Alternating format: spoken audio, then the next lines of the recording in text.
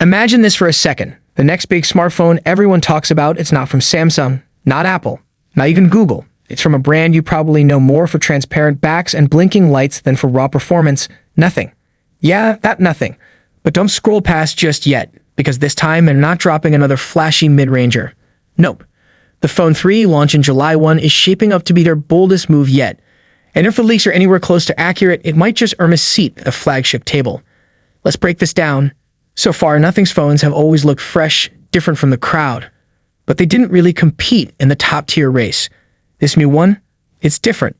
The rumors point to a Snapdragon chip that runs on par with MediaTek's Dimensity 9400E, which in simple terms means it won't feel sluggish. Not even close.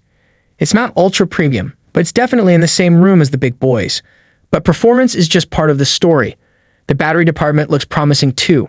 Word is the Phone 3 is going for a cell bigger than 5,000 mAh, up from last gen's 4,700. And if they stick with their 45 fast charge and 15 wireless, you're looking at a phone that lasts long and powers up quick.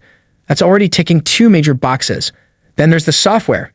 Expect Android 15 with Nothing OS 3.0.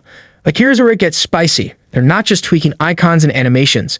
There's talk of a new AI-powered tool called Essential Space, a clean hub for screenshots, quick notes, maybe even reminders, access with a shortcut key. It's smart, it's functional, and it feels like Nothing's growing up a bit.